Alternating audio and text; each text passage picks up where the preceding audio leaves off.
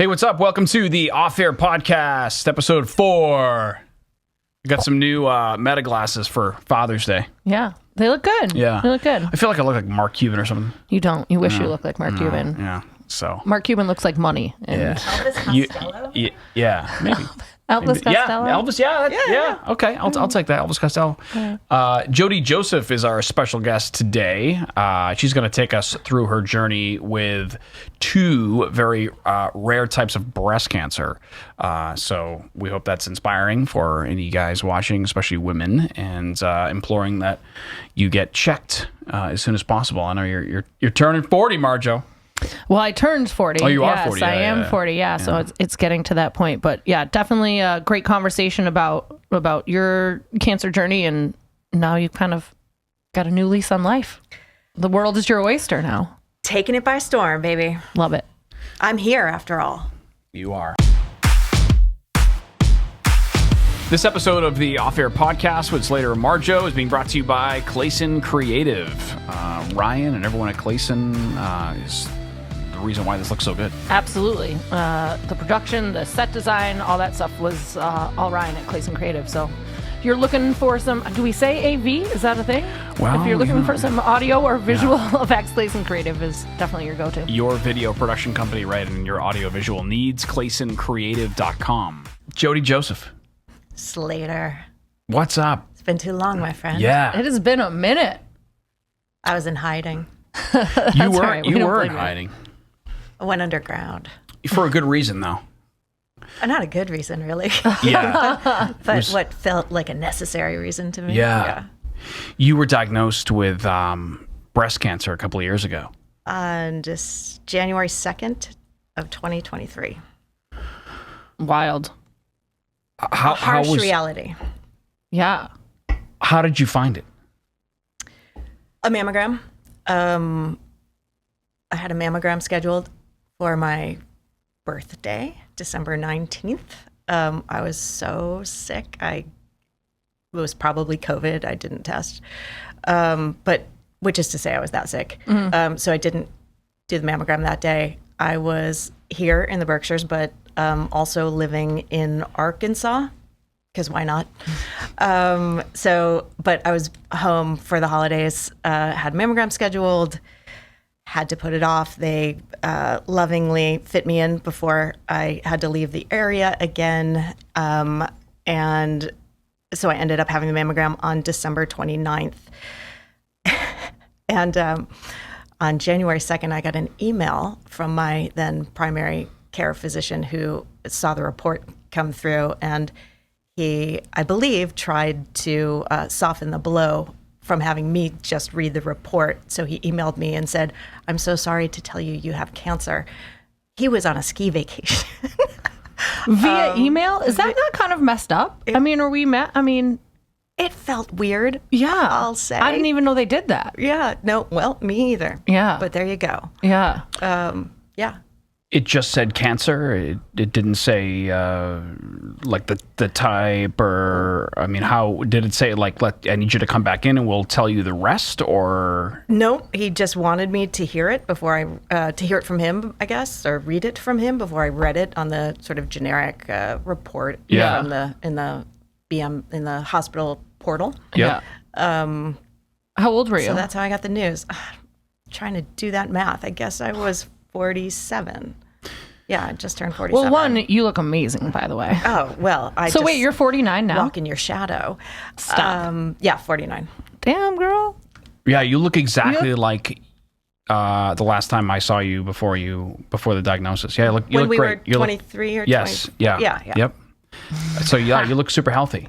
Thank you. I feel pretty good these days. That's awesome. My wife succumbed to breast cancer in November of 2020. Most people know that story if you live around here. So obviously this subject is super sensitive to me, and I'm just so glad that you're well. Yeah, what's your status right now, if you don't mind sharing with us? I am a cancer survivor. Excellent. That is just so good to hear, Jodi. Thank that's you. fantastic. Yeah. So you go. So the doctor brings you in, and what does he say?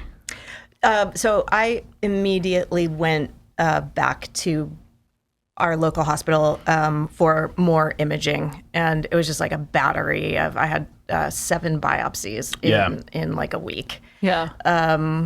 And it was a complicated cancer. And as I bet you know, it's like you hear you have cancer, and then you hear that it's worse than they thought, and then you see someone else and you hear that it's worse than you'd heard yet, and it just keeps going. And like it never, for me, got any better. The news just kept getting worse. I had a friend, thankfully, who worked at the hospital actually in imaging. In fact, he was the technician who like saw the cancer first, and he advised that I seek the best care possible, just because it was weird enough. It was they couldn't really get a beat on it here. So I went to Dana-Farber in Boston pretty quickly. I was referred. I had like a back channel in, and was able to work with Dr. Erica Mayer, who was at the time the lead clinician or the lead oncologist in the breast care clinic at Dana-Farber. So it's just so amazing to receive that level of care and from people who are the experts in the world at this stuff. I learned a language like triple positive and triple negative, and in all of that, estrogen, progesterone, HER2, protein, stuff like that. Do you remember what yours was? Triple negative, HRPR positive, which means that hormones were feeding my cancer. Yes. So I also used birth control that was a progesterone birth control, and I'd had like a fresh dose that fall, which I think is what helped. I don't want to say helped the tumor grow, but I think that there was some sort of like growth spurt because a year earlier there was no sign of any of this.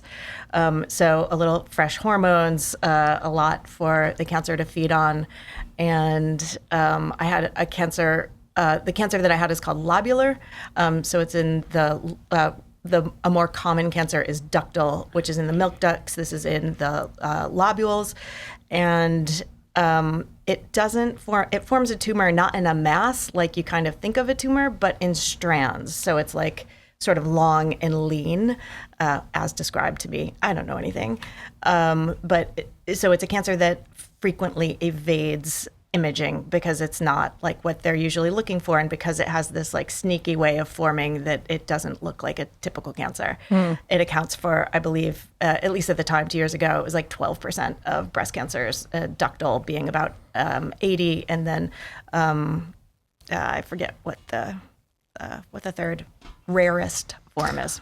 I can't imagine all that information coming at you. Like you're trying to take everything in and listen to what all these doctors are saying, but I imagine still emotionally processing like the news you've gotten. There's frankly like no emotionally process. You just jump into action. And to your point, Slater, it's like this whole new vocabulary is yours in a minute.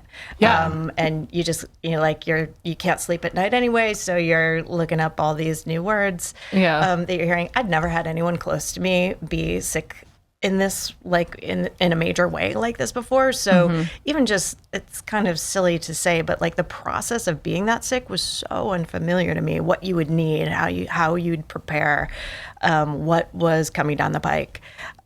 So it was just like a total crash course in the worst kind of stuff. Did you expect to get the results from the mammogram and sort of be like, okay, I expect it to be great, and I'm just going to go on. Right, like you were just ticking the box of I'm this many years old, this is a regular appointment, I'll be just fine, or did you have... It was even better than that. So I was at home, again, I was visiting home from living away, and I was staying at a local wellness center. I checked in on December 28th.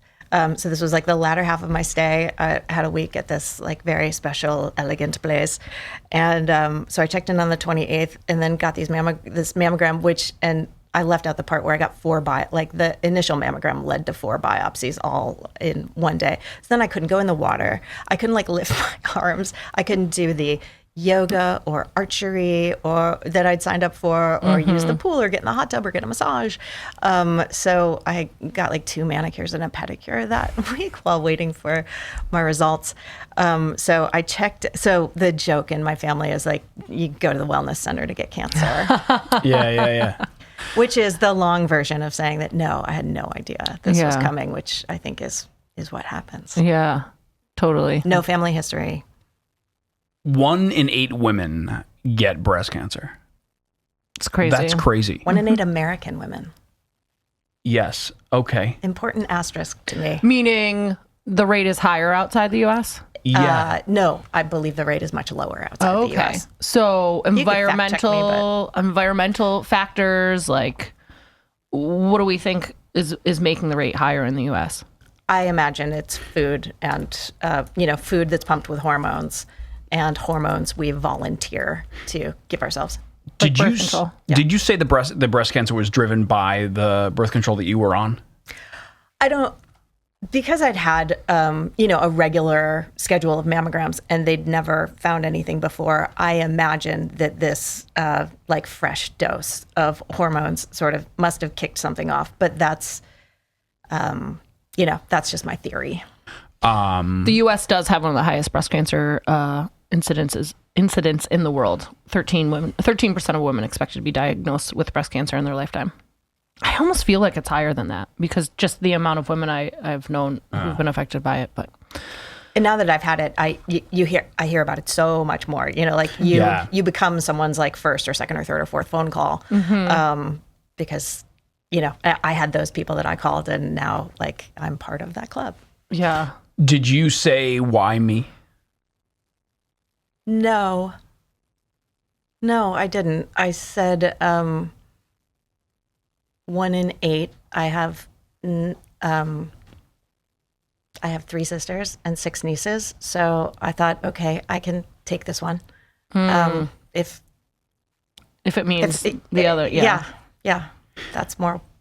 Did they, so for surgeries, did they do so lobular is different than ductal, like when Georgia, so she had a lumpectomy, then a double mastectomy. Did they say anything about that? Was that like part of your treatment plan? Yeah, I mean, the treatment plan changed like every day in the beginning, it seemed. But it's pretty much as soon as I got to Dana-Farber, I had in addition, so my medical oncologist was Dr. Mayer, and then my surgeon, Dr. Knockless, actually had done a lot of research in lobular. So she was my oncological surgeon. I had a bilateral radical mastectomy, radical meaning they also took lymph nodes. So I lost 12 lymph nodes, 7 of which were positive for cancer. That all came out during my surgery. At the time, I did bilateral just to sort of keep everything even as much as I could. I elected to have the other side, which was the right side, removed as well. When they opened me up, they found an entirely separate cancer on the right side. So I also had, turned out, I also had ductal cancer. It was still in like microscopic type stages or, very beginning. Wow. And no family history, huh? I said that, and I'm sorry. I did have some history on my paternal side, but it's the kind of like you say that in your doctor's office, and they don't, they just dismiss it. Yeah. So when I think of it, there's no cancer in my mom's line, but there was some in my father's. I turned 40, actually almost a year ago. I'm over 40 and a half and still haven't made an appointment for a mammogram, and I tell myself, oh, well, no one, my mom's got a massive family. No one on either side of my family has any history. And I don't know why I'm not doing it, but it's family history is, I don't want to say so little. I'm not a doctor, but I just think of that as being such a huge factor. So I'm like, I don't know if I'm like trying to give myself a pass, not. There's no pass. Yeah, I know. The staff at Women's Imaging at our local hospital are outstanding. Yeah. So Yeah. Please go. Yeah, it's weird. I don't feel like I'm afraid to go. Like if you ask me why aren't you going? Are you afraid to go? I don't feel like I am, but I just feel like, oh, I'll be fine, which is so stupid. But anyway. Yeah, there's certain there's value in manifestation. Is that where you're kind of poking around at, or just sort of? No, I don't know. I think I'm just avoiding getting older. I don't know. If there's like any takeaway from this, please, it's get mammograms, and the earlier the better. Like if they had caught this much earlier, I would still have my chest intact. Yeah. And now it's just like a lifetime of pain. And the little cancer gift that keeps on giving for me is called lymphedema. So they removed 12 lymph nodes. So my lymph system does not work like most people's, and I have trouble sometimes processing fluid through my body.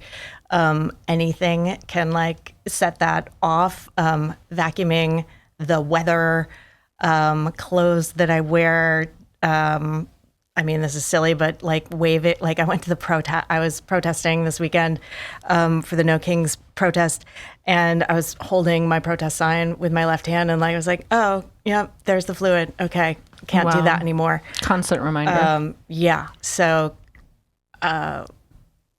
this could have been avoided if we had caught it a lot earlier. Again, right, remind it's like me at work freaky. tomorrow. Yeah. All the doctors later. You were overdue for a mammogram?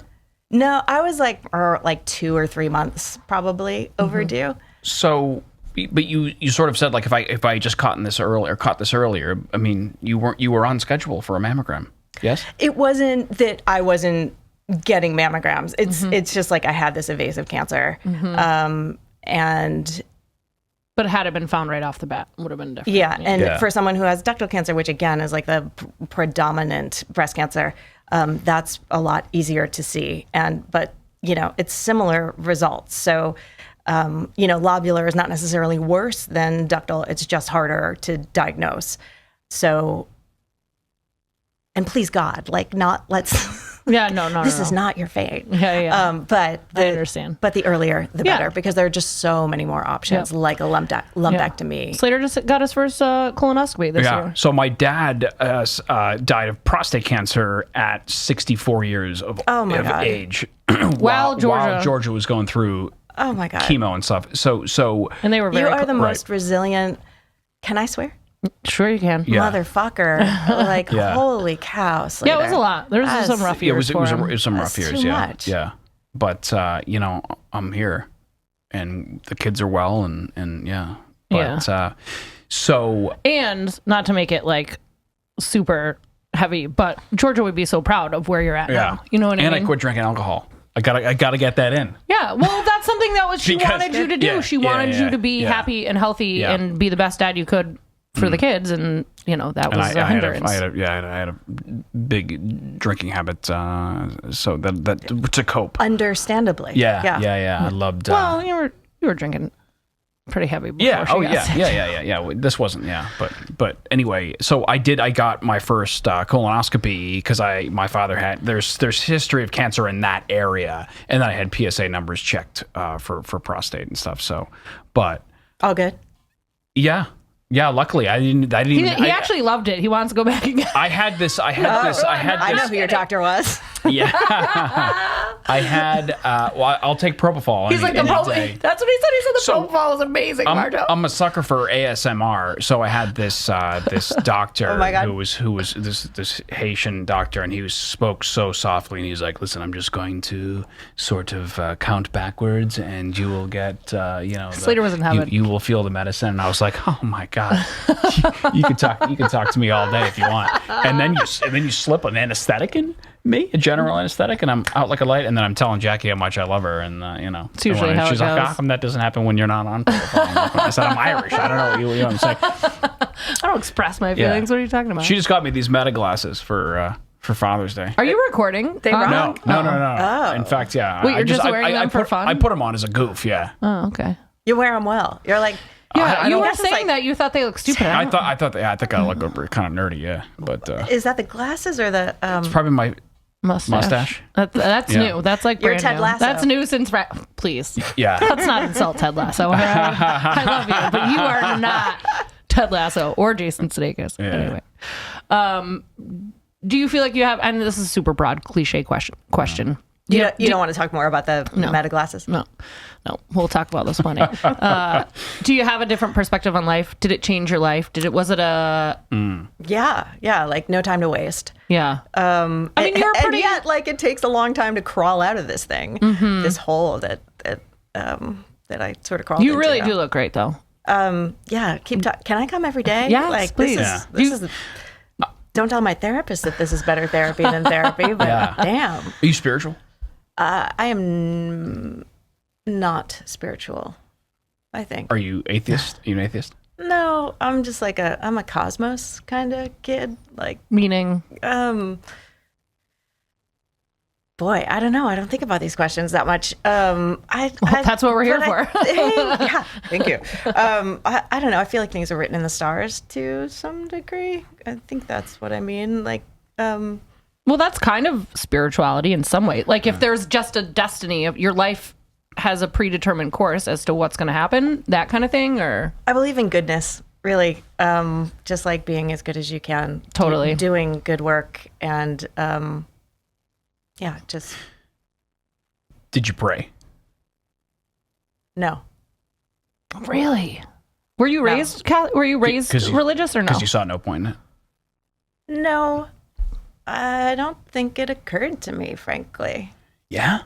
Yeah. Like not even by Slater, we were both raised oh my God. Catholic. Like, not were even you by raised? default. Were you raised in a religious? Like you just said, Yeah, oh my God. no. I was raised Catholic. Really? Yeah, I don't go there, I guess. I would like pray that I could fall asleep at night when I was just stuck awake forever. But no, I didn't pray. I mean, like the closest I came, I left the hospital. I drove to my sister's house. Did I drive? Yeah, I drove to my sister's house, and I walked in, and she has two kids who were 10 and 12, I guess, at the time. And I saw one of them, and I just thought, oh my God, I might not be here for everything, and everything being like Graduation, when weddings. they go to high school and like all the big moments. And I just thought there's a chance I could miss this, and I'd never ever swallowed that before. So that was the closest I came to really feeling like some presence of God or lack of God, I suppose. Talk to me about. Did you pray? Yeah. Yeah. Yeah. And I think Georgia prayed a lot too. Yeah, she got really close to Christ, and she implored others did before she died in her obituary, and she made me promise her that I would at least explore that, and I have recently. And that's all I'll say about that.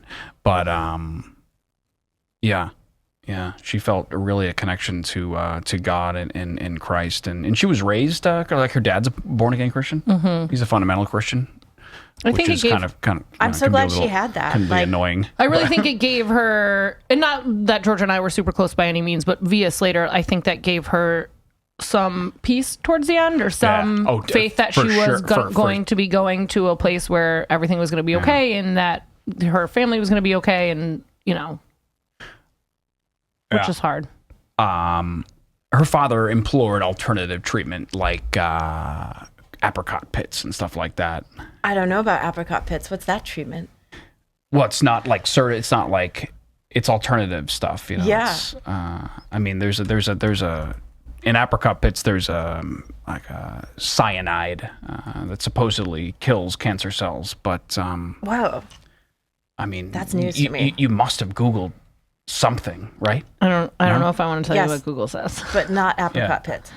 Yeah. Yeah, I mean, it'll come up as Google as complete bullshit. I'm not, Well, yeah. I mean, plenty of things do. I'm not saying it is or isn't. Do people do people say, like, try to not push holistic things on you, or did you want to step outside traditional medicine, or were you just very like science based, like let's just do? Yeah, I was pretty into science. Yeah, which is.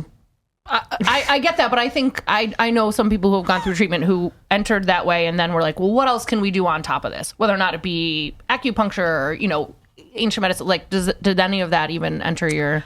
I did. I had a dear friend who also was a breast cancer survivor, and she gifted me a program that was sort of at the edge of hypnosis, but breathing exercises, visualization exercises that you do before therapy. So, and other, I had a lot of people. I had people send me mass cards, and so many people say, "I'm praying for you," and I put so much weight in that. Like, I'm so grateful that someone would like loan their spirituality or, like point it in my direction. Like, that's incredible to me. I have my two older sisters are born again Christian, and I'm so glad that they have that in their lives. So I don't discount it in any way. It's just not not in my day to day, I guess. You have two born again Christian sisters? Yeah. Oh my God, that's fascinating. And they talk to you, obviously, right? Yeah, it's never Or been... do you sort of is that sort of off the table conversation? The thing that's off the table is politics. Gotcha. But yeah, I go, if I visit them, I go to their church, I hold hands with the stranger standing next to me and sing the songs on the big video prompters. I'm like, out of respect for them, or absolutely, yeah. And listen, I want to understand it. I want to know what this huge part of their life is. Yeah. It's meaningful. As Slater's gotten more religious recently, like, I was raised Catholic. I don't consider myself a religious person now, but I think whatever, like you were saying, the most important thing is to be a good, kind person, and whatever is getting people to being good, kind, the best version of themselves, if that's religion and faith for you, then more power to you. So when people weaponize that for bad, but that's on them. Right. That's not on the religion. That's on that person. Like, if you're using Jesus or religion or God for evil, that's on you. That's not, you can't blame the faith for that. Yeah. Unless it's a faith that's encouraging you to do that, but that's not what we're talking about, Do your sisters align with Trump? My sisters are conservative leaning. My sisters are conservative. But that doesn't mean they align with Trump. Listen, my mom's entire But I know family is a bunch Jodi, of and I know Republicans. that look. Yeah. What's that? Well, I just think that not all Republicans or not all conservatives want to be associated with Trump, and vice versa. It's murky out there. But we understand what you're saying. Yeah. So you guys just don't talk about it. We really don't. We love each other for who we are and try not to let politics divide us. I mean, I think I think you'd be hard pressed to find a family in America who doesn't have some kind of, divide in them. It's unavoidable these days, it seems. Yeah. Your partner through the illness was my sister, my younger sister, Mackenzie. She and I align spiritually and politically. That was your support system. You have another sister. I do. Yeah, I have 3 sisters. So 2 older and 1 younger. Gotcha. I also have a brother.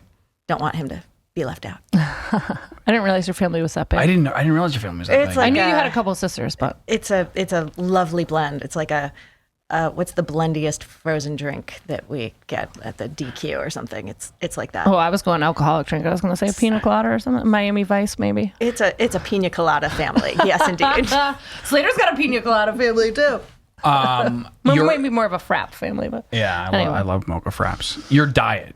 Did you change your diet? I have a lovely friend, Jeannie Besser, who wrote a book about healthy eating during cancer, loaded with amazing facts about I learned about my cancer from her cookbook, and then is also loaded with great recipes. So it might be called Cooking with Cancer or Cooking for Cancer or something. And so I ate a lot from that. I ate a lot of smoothies, and I did a lot of not eating. Like fasting?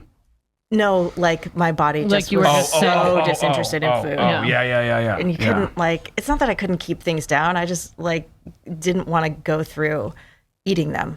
It was so much effort. But famously, my sister, we had bone broth. It's a thing. Yeah. So I just had her heat me up some bone broth to eat one night for dinner, and she brought it to me. I was staying in her house. She has a little 3rd floor suite, and so she trucked up the 3 floors, carefully with a big bowl of hot broth for me. I was like, no, this is terrible. Redo it, like reheat it. It's not right. Like, how do you get bone broth wrong? But everything in my mouth said that it was, and my poor sister, but she was such a trooper. And yeah. Well, I'm sure you do the same for her. Right? Yeah, absolutely. Yeah, that's one thing that resonated with me huge when Georgia was sick, when Slater's wife was sick, is that, the community just rallied so much. And I just think of so many people who don't have those support systems and don't have that, who have to go through, treatment by themselves. And it's just, you got to be grateful for the people you do have, right? No, for sure, yeah. And that's like the people who show up with food, the people who just send you a card. Strangers, like, people we didn't even know would reach out. Like, it was wild. Fundraising culture, GoFundMe, meal trains, support. People would just drop by the house, and then the pandemic hit. And then I became super obsessed and paranoid, and then I was like, asking. I didn't want anyone coming in she the passed house. November 1st of 2020, so it was. Oh my God. Even the funeral So was, confusing. services were tough because people, COVID was still fresh at that point. What did you do for nerves? Did they prescribe you Xanax, or did you use cannabis, or did you sort of just? Let me see if I can do it. Lorazepam. Yeah. Generic Ativan. Love it. No, I'm just. No weed? I would've Parker gone with Posey. I'm from White Lotus. Yes. Oh, yes. But Yeah, it was the my drug God, of choice that's- for my physician, and is still my go-to sleep aid. Yes. Yeah. Benzodiazepine.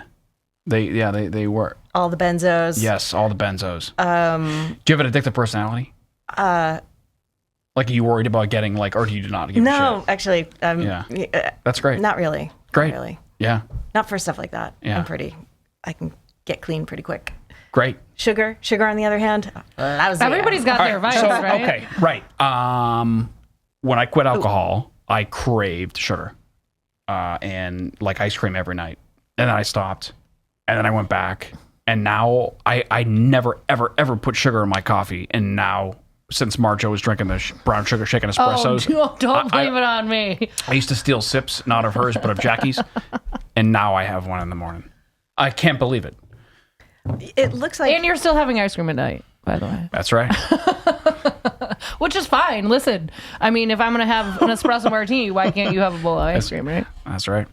I understand. It's a tasty espresso martini. I know. I Thank should you. really start bringing some for the guests. I apologize. It looks like your new addiction is working out. I do. I enjoy It was working for out. a little bit. Yeah. I mean, it still is. I'm ramping back up. But I'm just being honest, because that's his Slater's personality, which is many people's personality, is just to ramp up and be. Yeah. And I've been there on this journey a million times with health and wellness and eating and working out. And when you go full bore, it's just not sustainable for long periods of time. You have to give yourself a down day. You have to give yourself a break, or at least most people do, in my experience. It's just not sustainable to do it for a long time. I had a friend call me out recently and said that I just jumped from one obsession to the next, and I really got mad.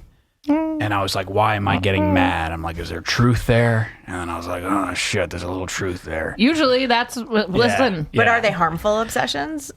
I mean, now that drinking's not really. Yeah, not on the table. Yeah, that was an obsession for sure. Ben Affleck actually first called alcoholism an obsession. I didn't Please don't ever compare yourself to Ben Affleck, okay? Don't compare yourself to Ben Affleck. All right? He's on a pedestal that we just can't touch. Okay. But I sort of I like all of that language, all of that rehab, not rehab, but BetterHelp and AA and surrendering to God. I love all of that talk now because I can relate to it. Yeah, it's strange. And the whole thing about crisis, sort of just surrendering. I can't I just feel like people and the culture will inevitably sort of let you down. And I'm not saying doctors and there aren't great people in the world, but as humans, we need to aspire to something greater than humans. I just think it's dangerous when you're solely subscribing to that, which you're not. I'm not saying you as an example, but have your faith guide you and have your faith be your strength, but also trust modern medicine as well. Do you know what I mean? I think there's a balance to these. I'll take things. ibuprofen. I'll take lorazepam. I know you will, but there's some people who are like, oh no, it's in God's hands. I'm just going to let you. You know what I mean? To a certain extent, yes, but Yeah. you can also, modern medicine is amazing, you know? Yeah. Oh. Why, do your sisters say don't take medicine? They didn't say that ever. No, did they? not at all. saying, They're not I'm just those saying people. in general. We Like, turned this conversation right around. They're not anti-vaxxers. Yeah. No. Oh boy, my poor sisters. Yeah. Like getting a bad rap. no. I love that you still, like, I love that you go to their church when you see them. Like, It's been a long time, I should say. Yeah. Well, you gotta meet people where they are, especially when it's your family, you know? When you were going through chemo, did it ever moment, I don't want this to get dark, but did you ever not want to live? No. Which might, I think there was a gift in that moment that I like walked in my sister's house after my original mammogram and biopsies, and it was such a flood, just that thought that I might not be here for my, to watch my niece and nephew grow up. That was so motivating. So no, I never, Yeah. I didn't go there. It was, I kept on trucking as well as I could. On a scale of 1 to 10, how bad was it? Chemo? Yeah. 10. Yeah. Yeah. Yeah. Oh, it's the worst. My sister-in-law is going through it right now. And, I had, I'm sure you know, something called Red Devil. Oh, yeah. I remember the name. What's that? Yeah, it's a chemo. It begins with a C, I think. There's a chemo that. So it's like a certain that's the first one that they give you. So my sister-in-law, it's her second chemo dose, which is quite unusual, and they changed her regimen in the middle of it, but she is like in, just going through hell right now. And it's I don't want to say triggering because that word is lost some of its meaning, but it's like, it's a jolt when, she just calls me to talk about how much her fingernails hurt, or the brain fog, like we were talking about earlier. Yeah. There's just like, you cannot find your own thoughts. You can't get to the words are in there. You can't send a text message is too much effort. It was an incredible, I mean, good God. It's I think it's one of the probably closest things to like dying. You're killing all these healthy cells in your body while you kill the cancerous ones. And then you're on, if you are lucky enough to pull through, you are on chemo drugs for like 7 to 10 years. So there's still an element of brain fog and like bone ache in my day to day. And that sucks, but it's also like, on the other hand, a reminder that I'm here and I made it to this side. Yes. So, buck up and get through it. Yeah. This affliction changed you definitely, or just a little bit? I think it focused me, and it focused me on people who became so important to me, who showed me that I was important to them, in unexpected ways, and from unexpected places. My mother, I grew up with, this is why I have like brothers and sisters and born agains, and but I grew up with a step family, and like that we grew up in the same house together, and our parents divorced. The siblings all kept each other, but our parents are no longer married. And like one of my stepsister's cousin, I happened to, my sisters came to visit, and their cousin, because they were visiting from California,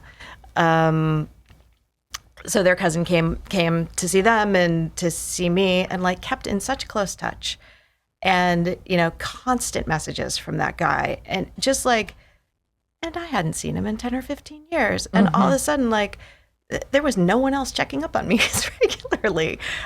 So it's really amazing, like, what turns up that you could never, ever imagine. I reignited a friendship with with just like someone our lives had diverged, and she was, I mentioned her earlier because she's a breast cancer survivor, and we have such a beautiful friendship now. So it really kind of, you learn what matters so quickly. And that's exactly where I want to be right now. I was living, like I said, in Arkansas when this happened. I just moved there, and I was going to do some bi-coastal living, rooting in the Berkshires so in 2 months I would spend 2 weeks here and 6 weeks in Arkansas. That was the plan. And that just went away wholesale pretty darn quickly because my people were here. Right. That support and stood system. up for me and held me up. And you feel like you can never repay that. And the small way that I can is to try to be here and show up for other people. Yeah. Do you feel, listen, we've been talking for a while now.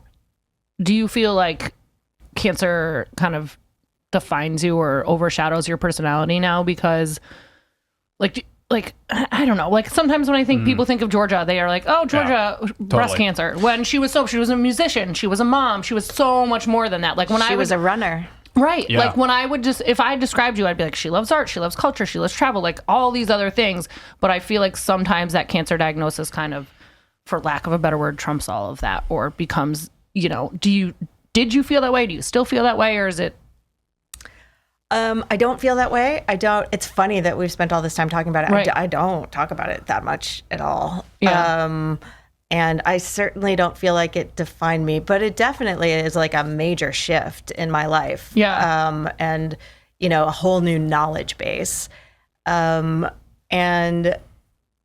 so I hope it doesn't define me. I hope whatever comes next will continue to help define me. And I'm a work in progress and a fairly gnarly one at that sometimes. Aren't we all? So yeah, this was not part of the plan, but it's what happened, and now it's part of the story, but it's not the main part. For anyone listening to the podcast or watching who has breast cancer, who has gone through it, or is reaching the age for a mammogram, what do you say? Do it early. Do it every year. Don't delay. Don't let a lack of insurance stop you. The earlier, the better. Again, like we said earlier, 1 in 8 women in the United States, and affecting the lives of all of us sitting at this table. So that's really it. And trust your doctors. And find one that vibes with you. I love that you had 2 female physicians. I'm not trying to define, but you need to be able to feel comfortable with these doctors. And if you don't feel like you're getting the proper care, you don't feel like the vibe, find something that works for you, right? Absolutely. And you need to feel like your doctor is listening to you and advocating for you and understanding what you're going through. My team at Dana-Farber were amazing, and the breast care clinic there, I believe, is entirely female. And there was an incredible physician's assistant, Ella Hay, saw her 3 weeks ago. And yeah, these people, you have to be able to tell them everything, not anything, everything. Right. It's a difference. And they will hold your hand and guide you through it without judgment.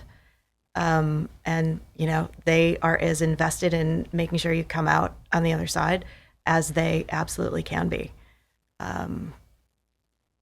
So, and the best thing that we can do is just get screened as often as possible. You said you don't often talk about it because you don't want to be reminded of it, or you just want to move on. Yeah, it's, I think, just not part of, once I take my meds in the morning and at night, it's not part of my day anymore. Yeah. The lymphedema thing is again, like my little cancer gift, but it's separate, and I don't. You put the sleeve on? I put the sleeve on. I have a machine that I put on. What is it, like a compression sleeve? Yeah. Yeah.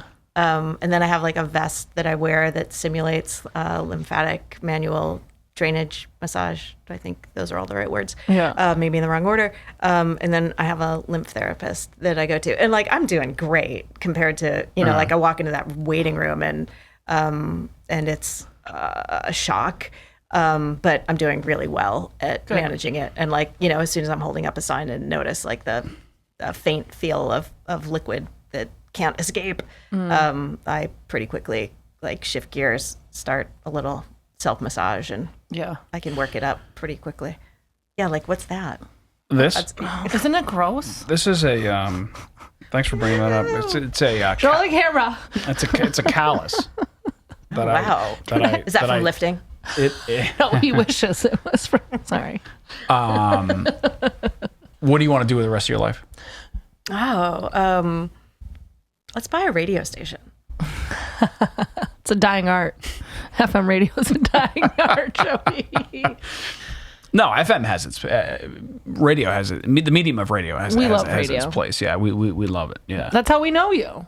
That's you would never be in our lives if we didn't both get into. But it's quick. It's in and out, and we do a little content, and then we play songs, and we play commercials, and this is more like But you got your. I want to be a. Oh my God. Like, do podcasting and stuff with Marjo and get.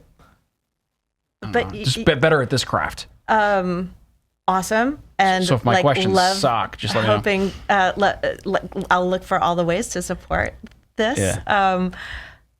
But also, you guys are like the soundtrack to people's lives. That's so cool. The soundtrack, like the songs, or like it has its moments. All of it. Yeah. It has its moments. Like when somebody says, "Hey, I was having I saw our friend Tori Hanna from Whiskey Treaty Roadshow. He's playing at Apple Tree Inn last week, and he said, he's like kind of gave me a little shout out. He's like, you're driving to work to your shitty job, and at least Marjo and Slater make you laugh in the morning. You know what I mean? Like little things like that. On a 10-minute commute, if we can make somebody laugh, if we can make somebody relate to what you're talking about, just, it is nice. But, it's also, you're sharing your life as you just have, or as you are right now. You're sharing your life with strangers, which Slater handles much better than I do. I will always give him credit for that. It's just so commendable. It's the best gift you can possibly give. I think. I don't know. Like, well, Slater's better with people's judgment. Like Slater doesn't give. I don't give a shit. No, he doesn't care. No. I care a little bit more. I'm trying to let go of that. Yeah, it's tough. It might be a gender thing. It's like coming as you are. Oh, I could unpack why, but we don't have time for that. Yeah.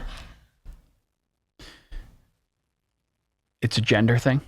It probably. Women have more we're more sensitive. Yeah, and I also think I think culture is more judgmental of women. Yeah, no, they are men. Yeah, which is fine. That's a burden that we bear. But you just is bore a word? Bore what? Bore, like you just bared. What's the past tense of bear? You just bared your soul. Yeah, I mean, you literally sat here on a podcast in front of 5 cameras and told the world about your. This is probably on camera. Probably the most difficult part of your life. And you're talking about, and you're going to comfort someone, and that is just fantastic. Oh my gosh! I hope it could be. I don't imagine comfort, but maybe like a slight reference or something. No, it'll be comfort. I hope so. Just like get mammograms. That will comfort me. Yeah. It really is 5 cameras. Oh my goodness. Do you feel like you have like a new lease on life? Right? Like we were asking you, okay, you've had a vast career, you've lived all over. Like what do you want to do now? Oh, wow.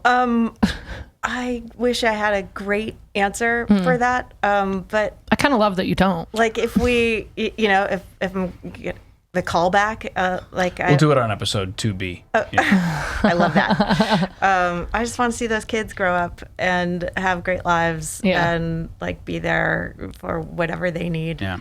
I don't have kids, so these kids are my niece and nephews are the lights of my life. I'm particularly close to the ones who are here locally, and so whatever I have to do to be a good role model for them and support them in their journeys. Like I'm, as discussed, older than the hills, so whatever. If I just sit and look at Mount Greylock for a weekend, that makes a very happy life for me. So not asking a lot these days. You know, cancer or not, you do appreciate the simpler things the older you get. And I never thought I would be that person. Like my dad's spent the majority of his life in the woods, just like enjoying the simple little things. And I find myself relating to that more and more. Like I don't need all this crap. I don't need all this stuff that I thought was important. And I know it's such a cliche, but it's so true. So true. All that stuff just sort of wilts like flowers. Like I used to look at people. I used to look at people in tiny homes and be like, "What are you doing?" I would live in a tiny home in 0.2 seconds these days because I just don't. Please. You don't need any of that crap. And I never thought I would. And it's work. Yeah. Oh, I know. Well, we've always liked you a lot, so we appreciate. We love you. It's so. You were one of the first people we thought of when we were talking about who to have on. You were on the list, and I still am like, what are we going to talk about? Yeah. And I was like, you.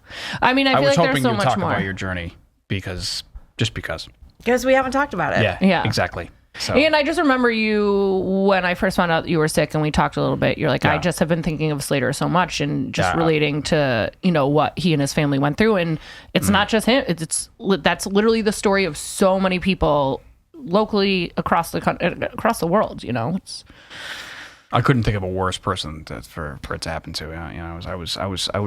I was pretty affected by it. Yeah, I was like, oh man, that's and rough. it always seems to be those people who have like such an appetite for life and like so much to, it's like why. And I guess, if you want to look at it from a faith standpoint, people, God tests the people who are the strongest, I suppose, but still fucked up. Yeah. Doesn't spare the weakest though. And those are probably the ones we need to look out for. More. Very true. Very true. Well, I want to have you on again because I want to talk. I want to come back. Things. Yeah, come back. Okay. Jodi Joseph, everybody. Oh, we love you. Marjo, Slater. Hey. Yeah. Whoop whoop.